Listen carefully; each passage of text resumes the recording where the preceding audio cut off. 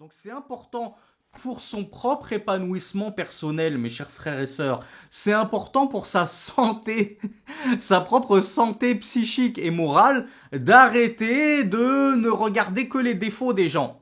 Le Cheikh Abdurrazzaq al-Badr nous dit même qu'il y a certaines personnes, qu'Allah nous préserve de ces personnes et qu'Allah nous préserve de faire partie de ces personnes, qui vont même aller jusqu'à scruter et fouiller pour chercher des défauts aux gens. Et ça, on le trouve même malheureusement chez les extrémistes de la mise en garde. C'est-à-dire que, moi je donne un exemple qui me concerne tout particulièrement, puisque je suis prédicateur. T'es un prédicateur. T'es connu pour ta droiture, pour ta science, pour faire du bien, etc. Je suis pas en train de parler de moi. Je parle d'un prédicateur qui est droit, connu pour sa science, pour propager de bonnes choses, etc. On n'a rien contre toi. Il y a des gens qui ont une maladie au cœur. La seule chose qu'ils vont les intéresser en toi, c'est pas tout le bien que tu as fait. C'est pas tous les cours que tu as dispensés depuis une dizaine d'années sur la sunna, etc. Et ils vont écouter tous tes cours juste pour trouver une faille, une erreur. Et puis après, ils vont faire leur petit calepin de collection. Alors, lui, il a dit cela, erreur. Lui, il a dit cela, il s'est trompé. Lui, il a fait un lapsus. Et après, ça te sort PDF, destruction, anéantissement de un tel et un tel, etc. Et leur seul but, c'est de faire fuir les gens de quoi? De ton bien en réalité. De ta da'wa et de tout le bien que tu propages. Eux, ils ne regardent pas tout le bien que tu as fait, toute la da'wa que tu as menée. Ils ne regardent que tes faux pas, tes manquements, parce que comme on l'a dit, tout le monde a des faux pas, tout le monde a des manquements, même les savants. Même les savants, on a dit, ça y est, l'homme parfait est mort. Depuis, même Ibn Taymiyyah n'est pas parfait comme le messager d'Allah sallallahu alayhi wa sallam.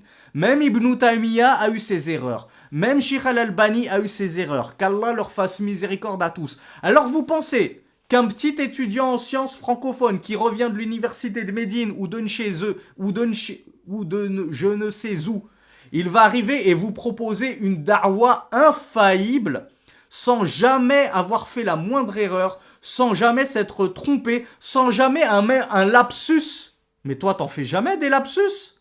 Regardez quel ignorant il a dit cela. Mais et toi, ça t'est jamais arrivé de dire le contraire de ce que t'avais dans la tête? Des chouyours plus grands que toi, ils ont dit hada haram, alors que dans leur tête c'était halal.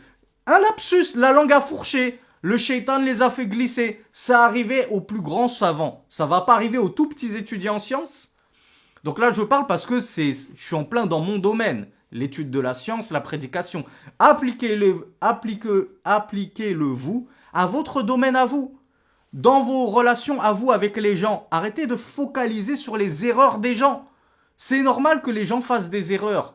Ne leur en tiens pas rigueur outre mesure, ne focalise pas dessus, ça va te, excuse-moi l'expression, mais je vais employer un terme fort, ça va te pourrir la vie.